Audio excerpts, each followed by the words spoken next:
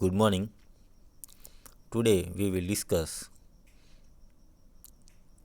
poem number 19 from Hindi तोता और इंद्र, जिसके लेखक हैं नरेंद्र मालवीय। ये जो पोयम है, इस पोयम में मतलब ये जो पद्य है, इसमें तोता और इंद्र के बीच का एक संवाद है और वो संवाद को काव्य के रूप में नरेंद्र मालवीय जो कवि है उन्होंने यहाँ प्रस्तुत किया है। ये जो है एक कहानी है, लेकिन ये कहानी के रूप में लिखी गई एक पद्य रचना है। ये जो कविता है और कहानी है, इसमें एक वन में इंद्र एक सूखे पेड़ से एक तोते का अटूट लगाव देखकर सूखे पेड़ को फिर से हरा भरा कर देते हैं।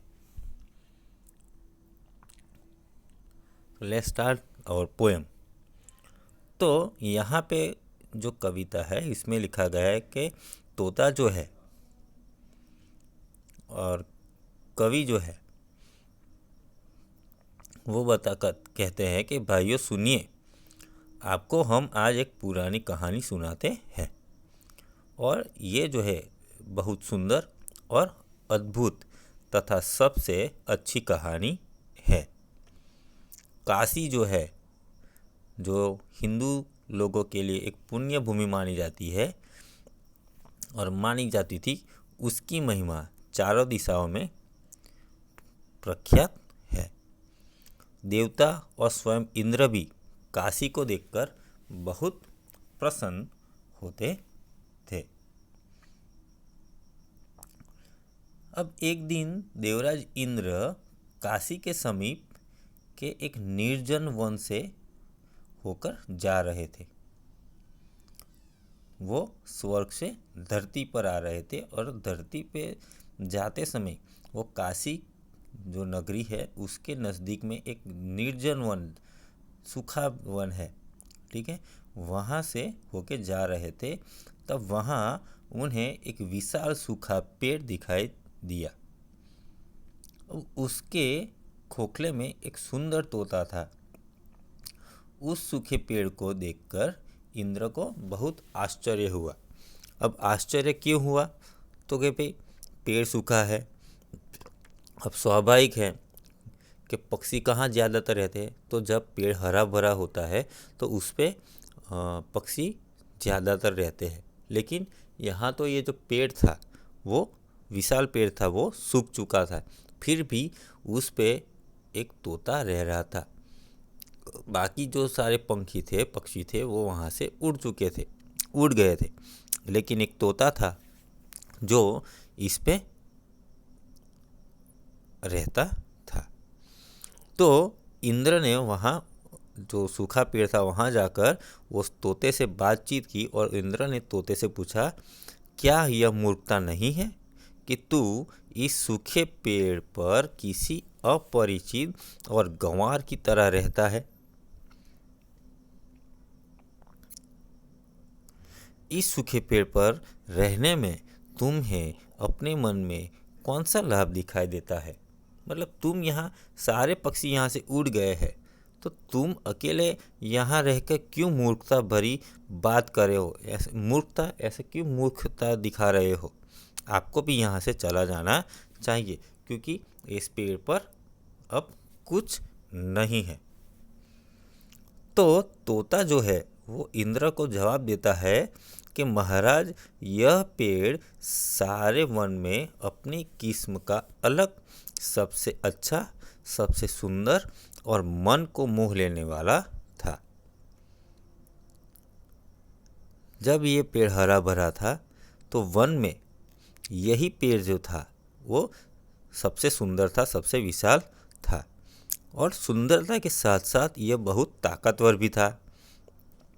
जब ये पेड़ हरा भरा था तब इस वन की शोभा इस पेड़ से ही थी।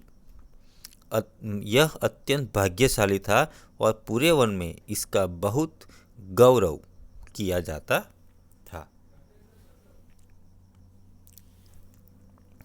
यह पेड़ तरह तरह की चिड़िया, कोयल और मैना सबको बहुत प्रिय था। इन सब का इसी पेड़ पर बसेरा था, जैसे कि मैंने आपको आगे बताया। महाराज तोता कहता है कि महाराज, आज यह पेड़ बदसूरत दिखाई दे रहा है, पर इससे पहले इसकी शोभा जो थी वो बहुत ही निराली थी। मेरा जन्म उसी समय हुआ जब उसकी शोभा निराली थी।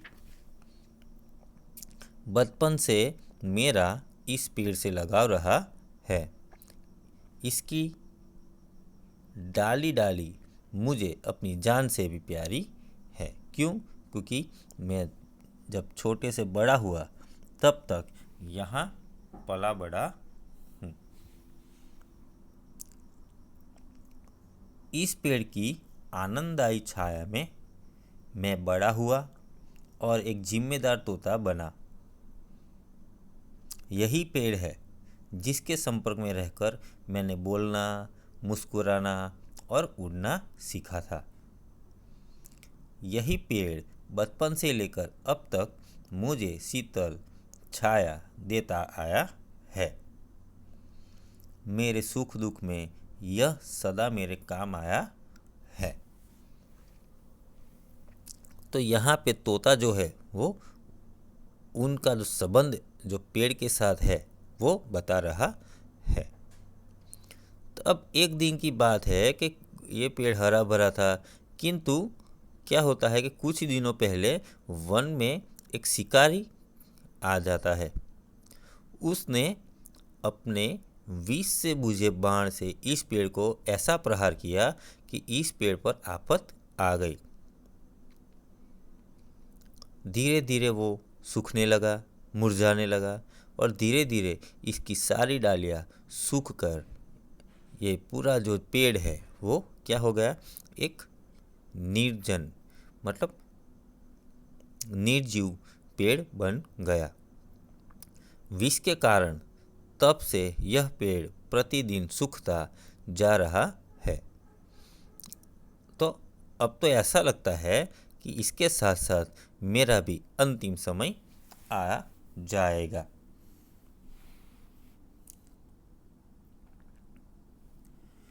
यहाँ पे तोता ये भी कहता है कि इस पेड़ पे से मेरा बचपन से साथ रहा है। अब इसके बुरे दिनों में इसे छोड़कर मैं कहाँ जा सकता हूँ। जब ये हरा भरा था, जब ये वन में सबसे सुंदर था, इसकी शोभा निराली थी, तब लोग यहाँ पे आते थे। इसकी डाली पर तरह तरह के चिड़िया जो है बैठती थी,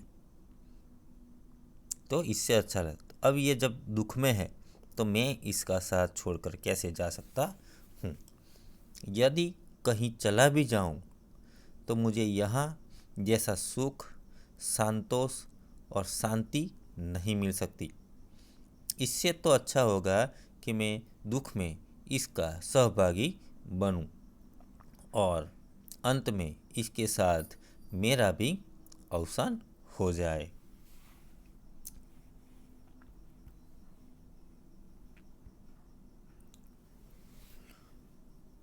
तो तोते की ये सारी जो बातें सुनकर, तोते की ये भाव भरी बातें सुनकर इंद्रदेव जो है वो दंग रह जाते हैं।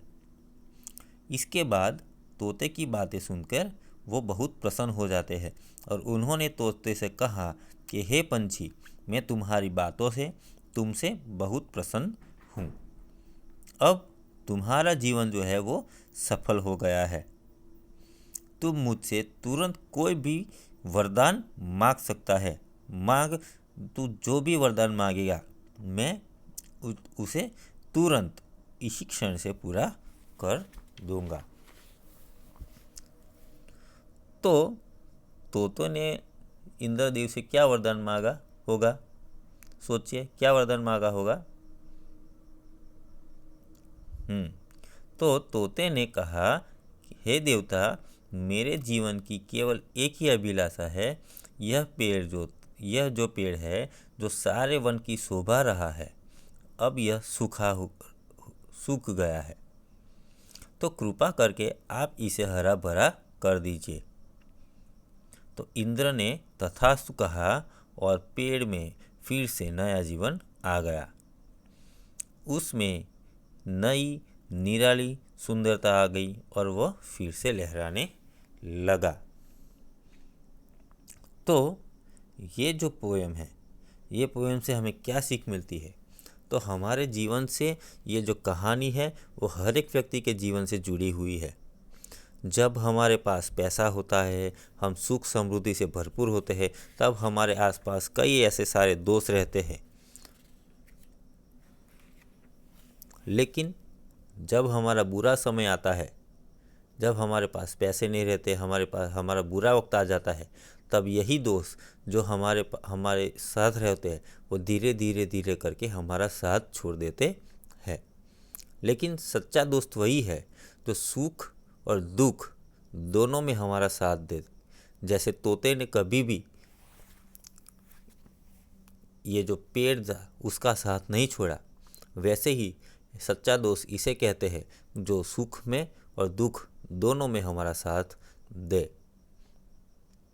ऐसा नहीं कि जब मेरे पास पैसे हैं, मेरे पास सब कुछ है, तब मेरे पास दोस्त आए, तो वो दोस्त नहीं रहते, वो लालची लोग कहलाते हैं। तो हमें लालची नहीं बनना है, लेकिन एक सच्चा मित्र ऐसा बनना है कि जो कभी भी आपका साथ, कोई भी परिस्थिति हो, आपका साथ ना छोड़े। तो हमें इस पोएम के माध्यम से यही सीख मिलती है।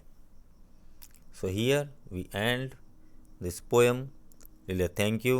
Have a nice day.